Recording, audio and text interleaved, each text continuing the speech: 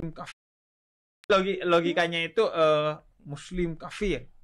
Logikanya surga neraka. Surga neraka. Pokoknya logika yang seperti itu jalan masuk dari dulu memang. Teorinya memang seperti itu. Logikanya antara orang jahiliyah dan ini yang sudah tercerahkan.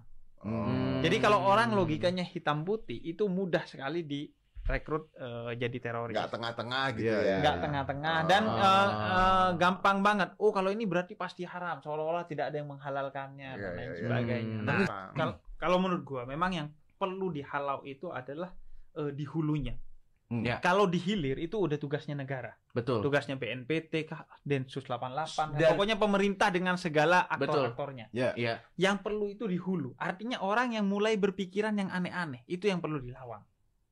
Dengan segala yang kita punya. Misalnya orang yang sudah berpikiran aneh-aneh itu misalnya dia meyakini musik haram dan kemudian membenci bahkan menyerang argumen orang-orang yang menghalalkan musik. Itu bisa jadi salah satu bibit. Itu bibit. Ketika orang merasa dirinya benar dan yang lain salah, apalagi harus dihabisi, itu sudah bibit.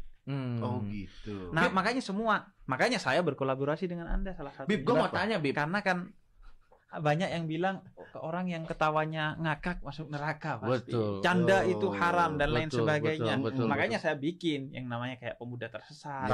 Tapi maksudnya tetap masuk neraka dong, Coki mah. Tergantung. Wah, kalau Anda pembelaan diri Anda. Kalau neraka, tapi kalau neraka isinya orang-orang ngakak mah, ya nggak apa-apa. Seru. Terbakar nggak apa-apa ya. Daripada di surga isinya yang ngebom.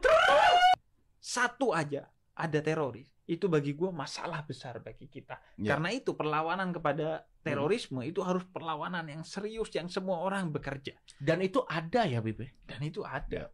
Nyata ada di tengah-tengah kita. Dan bibit-bibitnya, makanya gue itu dari awal, dari masih di hulu, gue pengen ngehalau.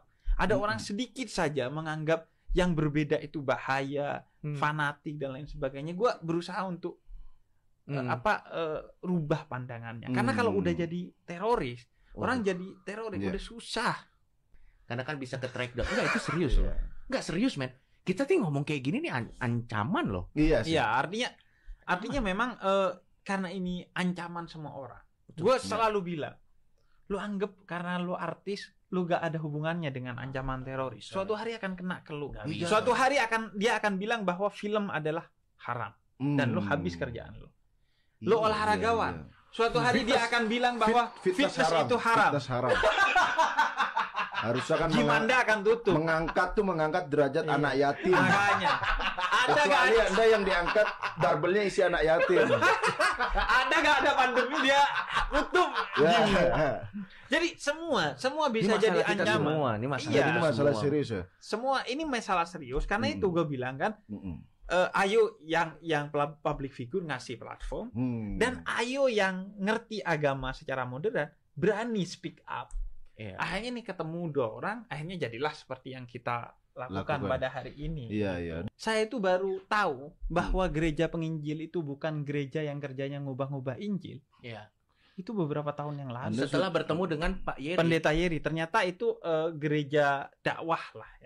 Bukan yang nyetain ngubah-ngubah Injil. Injil. Kan kita tahunya dari kecil seolah-olah Injil itu diubah-ubah terus, diupdate gitu. Iya. Jadi emang yang situ nggak bisa?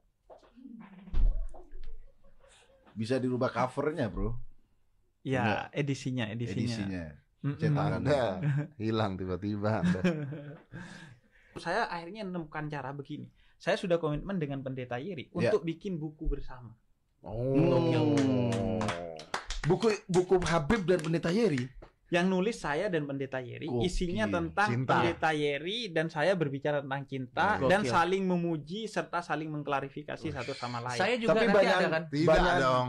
Enggak banyakan halaman agama kita kan, Beb? Iya dong.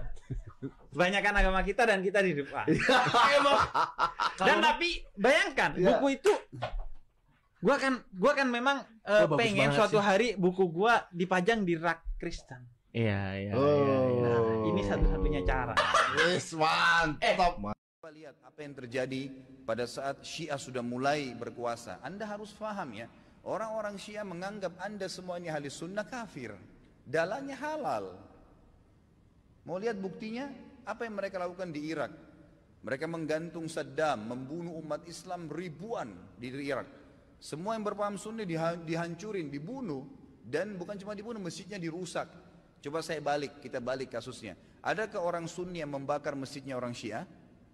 Adakah orang Sunni yang memukul orang Syiah? Gak pernah. Kecuali kalau dia diserang ya, gak pernah. Tetangga di Madinah itu, saya tahu 7 tahun saya tinggal di Madinah, ada penduduk asli Madinah yang orang-orang Syiah, gak pernah digangguin tuh. Sama pemerintah Saudi dikasih warga negara, dikasih fasilitas, coba didakwai.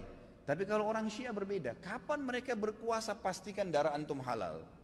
Emang sudah begitu. Di Irak itu bukti. Di Syria itu 225.000 orang Sunni dibunuh karena mereka anggap itu ibadah. Ini bukan main-main ini, gitu kan? Bukan main-main. Dan mereka pada saat melihat di dua negara ini berhasil di Irak. Irak sekarang itu cuma kedoknya namanya Irak, tapi dia sudah bagian dari Iran. Ini sudah bagian dari Iran. Kemudian mereka berhasil lagi di Syria. Sampai sekarang Bashar belum berhasil dikalahkan oleh pasukan mujahidin di sana. Mereka masuk lagi ke Yaman. Yaman itu sudah mendekati, sudah masuk ke Jazirah Arab. Pada saat mereka masuk ke Yaman, mereka melakukan hal yang sama. Mereka sebarkan isu, subhanallah, di Indonesia hari-hari sekarang ini mereka lakukan hal yang sama. Apa yang mereka lakukan? Lemparin isu ke pemerintah Yaman waktu itu, kalau orang-orang yang berfaham Sunni ini teroris, fahamnya radikal, keras, dan seterusnya. Seperti itu. Lalu pemerintahnya buat apa? Bersama-sama dengan kelompok Syiah ini untuk menyerang ahli sunnah. Itu yang terjadi. Pemerintahnya nggak sadar, gitu kan? Pemerintahnya nggak sadar. Setelah orang-orang Sunni, dai-dainya banyak yang ditangkapi, gitu kan? Apa yang terjadi? Pasukannya orang-orang Syiah menguasai pemerintahan dan akhirnya menguasai pemerintahan itu. Itu yang terjadi. Baru berapa hari berkuasa sudah dipasang pelang-pelangnya Khomeini, sudah pakai simbol-simbol Syiah semuanya. Halal darahnya ahli sunnah. Ini pemahaman Islam dari mana ini? Pemahaman dari Islam dari mana membunuh seorang Muslim? Nggak mungkin, gitu kan? Sekali lagi ya, orang-orang Sunni tidak membunuh orang-orang Syiah kecuali memang mereka melakukan kerusakan. Mereka pernah melakukan beberapa tahun yang lalu, kurang lebih 30 atau 40 tahun yang lalu, orang-orang Syiah pernah masuk dari wilayah Persia di Iran dan mereka membantai jemaah haji. Sampai dikatakan pada saat itu darah ya di daerah Ka'bah itu sampai ke betis. Mereka anggap halal ahli sunnah itu. Jadi ini berbahaya, pemahaman dari mana ini? Islam dari mana ini? Gitu kan? Nggak ada Islam. Mungkin ini bukan masalah fikih. Banyak orang jahil nggak paham. Oh ini cuma karena masalah fikih. Sama dengan khilaf antara Syafi'i dengan Imam Ahmad. Siapa yang bilang ini masalah akidah? Coba anda angkat Al-Quran anda dan anda bilang percaya nggak ini? Syekh Shinqiti rahimahullah pernah beliau mengangkat, diajak debat sama satu syekhnya orang-orang Syiah dari Iran di musim haji. Dia bilang ayo kita berdebat, cari mana yang benar. Kata Syekh Shinqiti boleh, tapi diangkat Al-Quran di Masjid Nabawi. Ini di depan para murid-muridnya. Nih saya angkat, kalian percaya